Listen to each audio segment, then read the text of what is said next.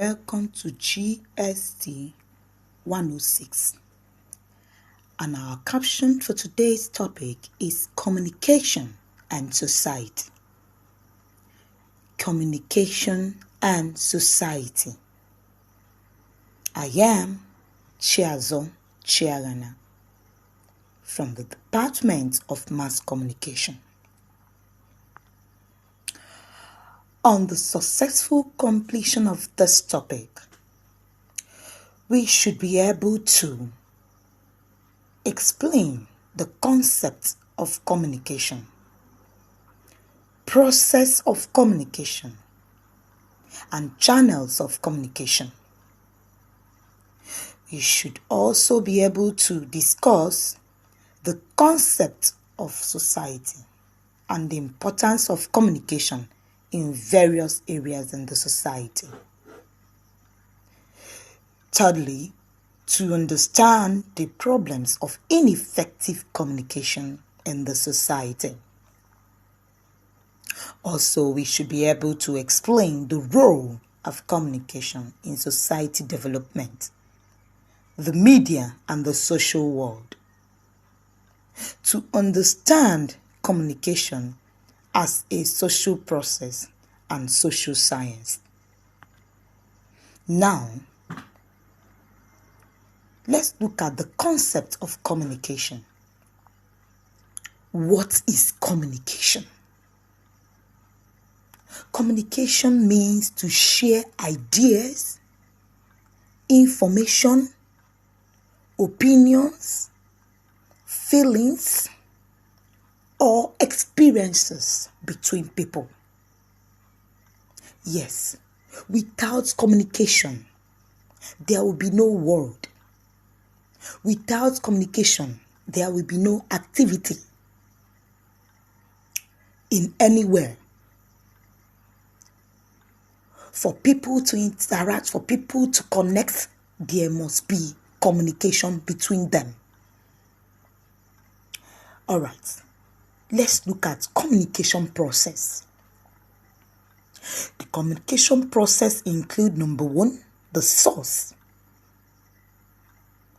This source is also known as the sender of the message. It is also known as the originator or the encoder of the message. The number two is the message. This is the information proper. The message is the information proper that is conveyed to the audience, to the receiver. Then thirdly is encoding. Message generated is encoded in form of words, pictures, etc. Then number four, the media. The media, this is the channels through which message is conveyed to the audience. Without the channel, the message might not get to the appropriate audience or the designated receiver. Then number five is decoding. The message sent to the receiver is decoded by the receiver. Then number six is the audience. The audience is known as the receiver of the message. When the sender sends the message through the channels of communication, it gets to the audience, and this audience is known as the receiver of the message. Then the seventh one is the feedback. It is the response received from the audience.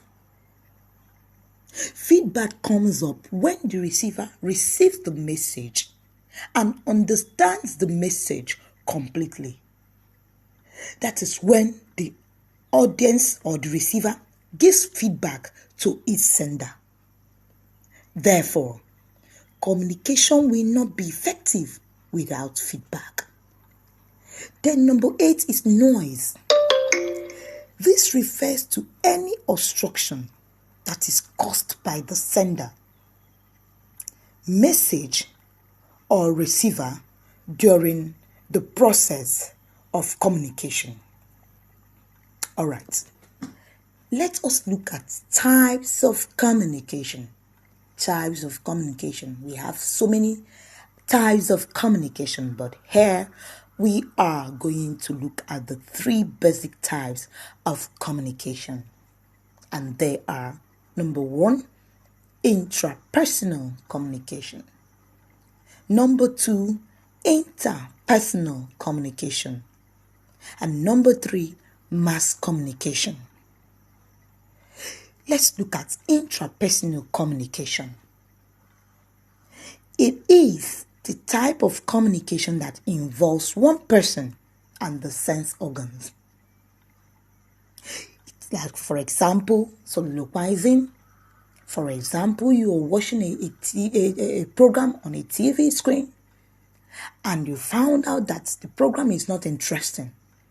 It is the brain that sends signal to you and other sense organs that this particular program is not interesting. And thereby, the receiver of that program will automatically change the program, maybe to another program, or he will turn off his TV set completely, because the brain and the sense organ communicated to you. You've communicated within yourself that this particular program is not interesting. That is what intrapersonal communication is all about. Then let's look at interpersonal communication. It is the communication that involves 2 people in a face-to-face situation. It involves 2 people in a face-to-face situation. For example, or groups, a sender and micro groups. For example, in a departmental board meeting, in a crusade ground, where you have the sender and the receivers of the message. That is what interpersonal communication is all about. Now let's go to mass communication. This is the process of disseminating messages to a large audience through the use of channels or machines. Already we know that mass communication use channels to disseminate message to large audience, heterogeneous audience that are scattered all over the world. They get to know what is happening at once through the channels or machines of communication. For example, we are watching President Tinubu's speech. Everybody in Nigeria is receiving the message at the same time because of the channels that we've tuned into.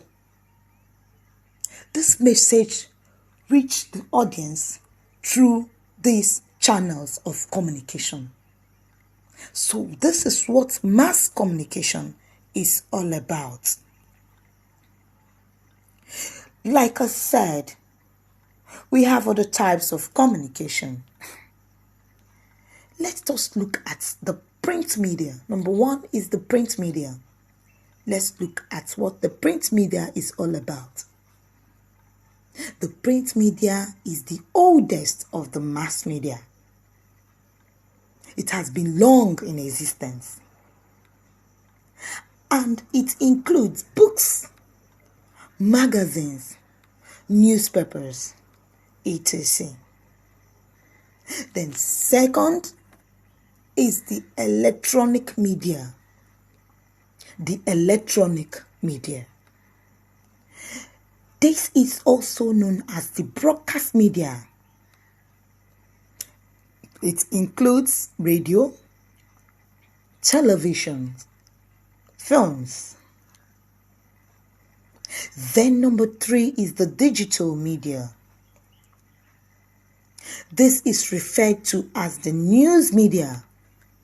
It includes Facebook, Twitter, WhatsApp, etc.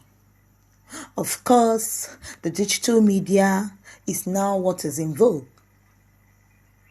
people are using the digital media always to communicate to friends, to communicate to people. Now, let us look at society. What is society? Of course, you know that our topic is communication and society. Let us look at what society is all about. Society here is association of persons who, in their relations to one another, recognize certain rules of conduct as binding, and who, for the most part, act in accordance with them. These rules specify a system of cooperation, and it exists through communication. Let's look at what this scholar said about society. According to Megati 2020, states that in the society, there are 3 stages of social interaction, which includes, number 1, interaction between individuals as interpersonal communication, just like I've explained previously in this study. Then the second one is interaction between individuals and groups, as in macro group communication, or as in interpersonal communication.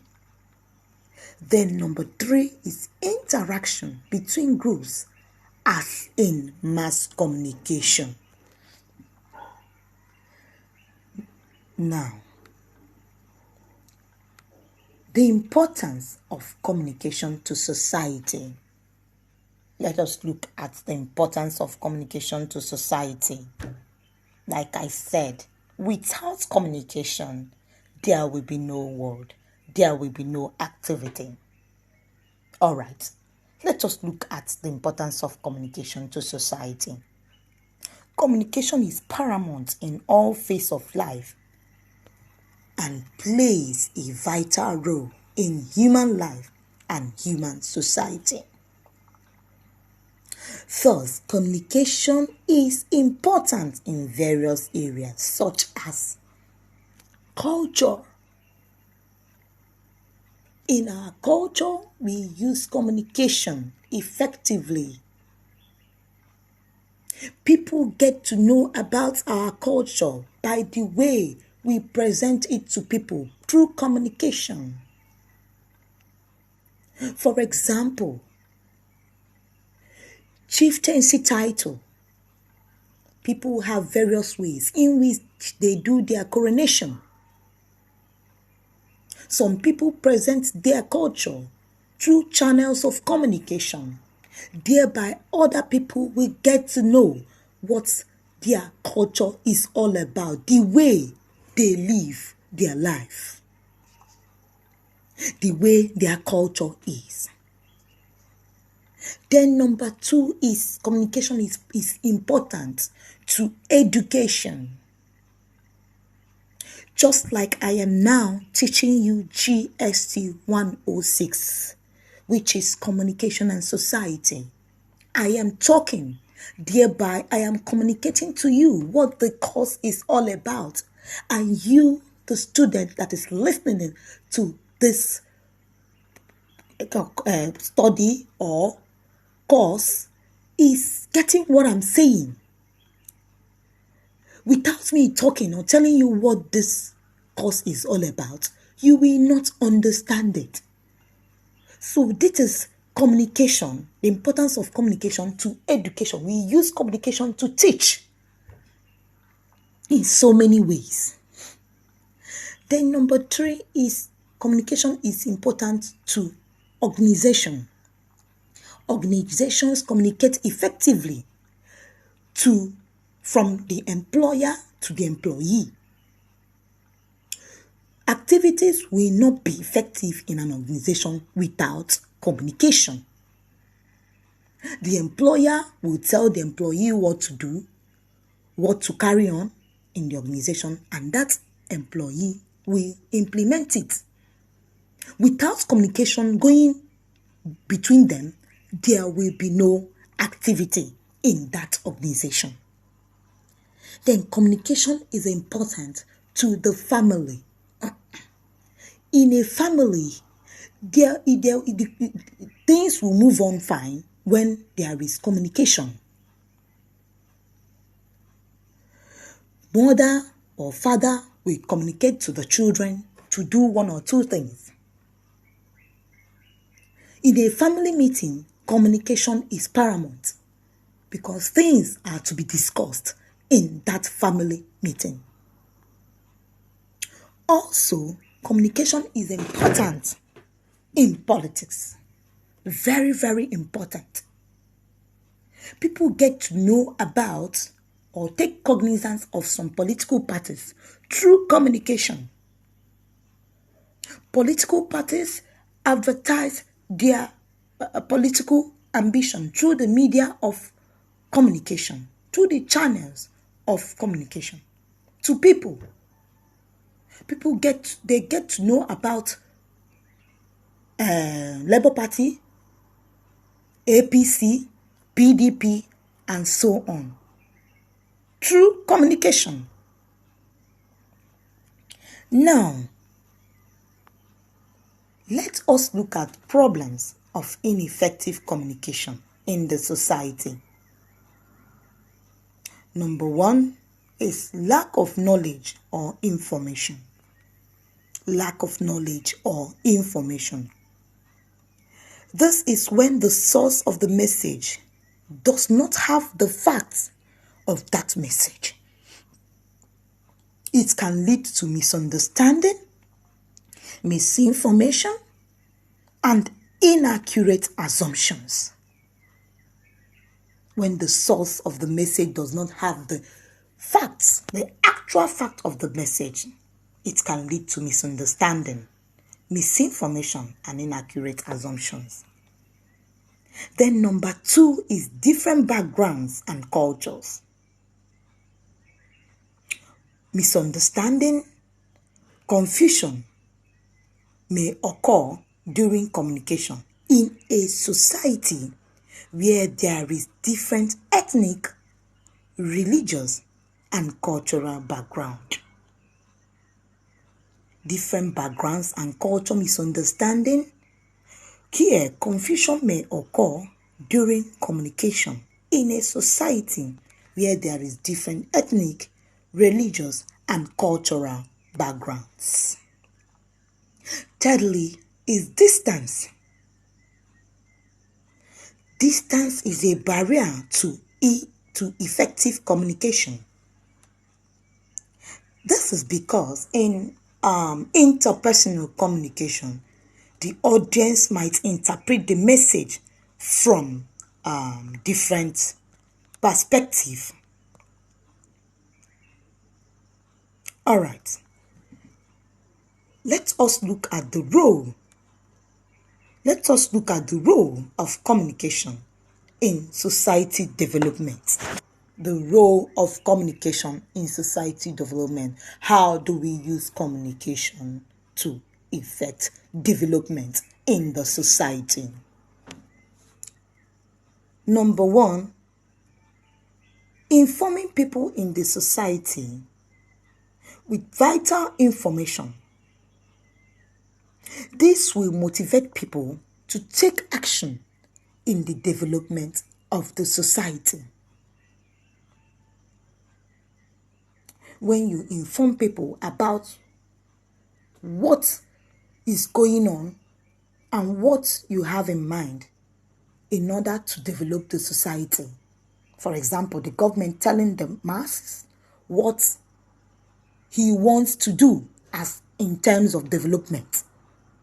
It is through communication, and this will motivate people to take action in the development of the society because they are well informed of what the government wants to do in terms of developing the various sectors of the society. Then number 2, communication provides avenue for dialogue and discussion on development issues. Number 3, communication is a mobilizing tool for society development. Yes, if you don't communicate to people on what development they are to see, or the development you have in mind for that particular area, there will be no way the people will know or notice that such development is coming to their area. You have to mobilize the people to let them know that you are coming to develop this area for them. And you do that through communication. Number 4, it is an important factor for attitude and behavior change in society development. Okay, let's look at the media and the social world. The media and the social world. The media here play multiple roles in the society, such as number 1, collection and dissemination of information, transmission of social and cultural values, education and entertainment. Number 2, the media shapes people's opinions. It can manipulate, influence, persuade, and pressure the society. Number 3, the media can bring attitudinal changes of people in the society. Let us look at communication as social process. Communication here is a social process affecting human behavior, including both in-person and virtual interaction, made possible by advances in technology. According to the scholar Skera 2012, communication is a social process that needs at least one agent. Communication needs at least one agent, usually called the communicator or the sender, just like I've explained earlier in this course. And also another agent called the audience or recipient of the message. The social process of sender-receiver came into being through communication of messages, through channels of communication.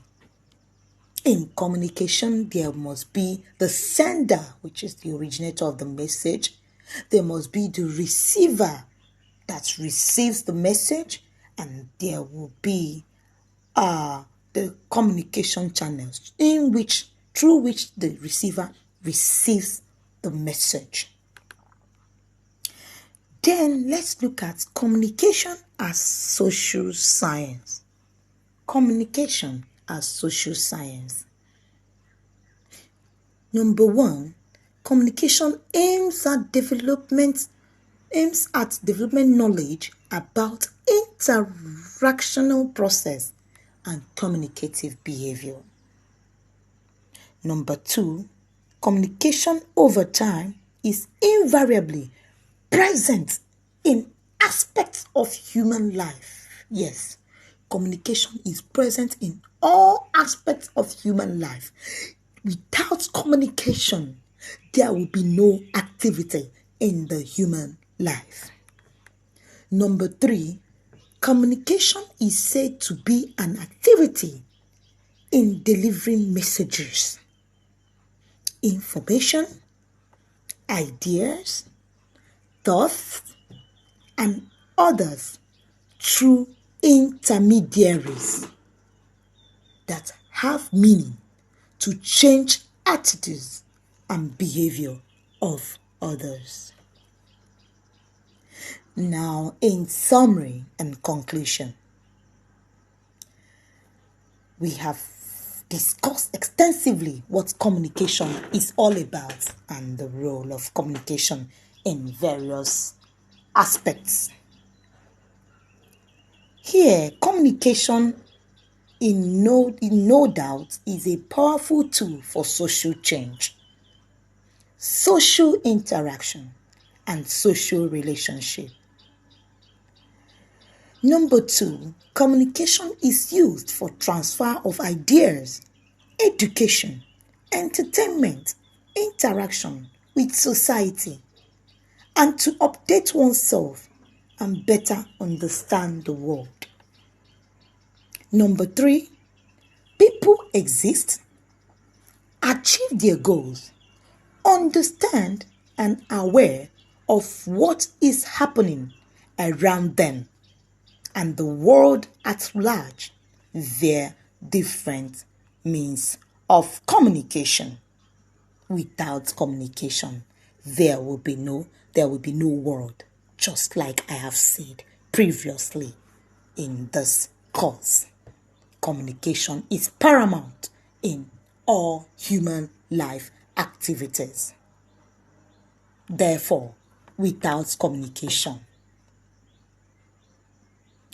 the existence of human being will not be interesting. So, communication is important to the society and to everyone. We have come to the end of this course under GST 106, which is communication and society. Thank you for listening and good luck in your exams.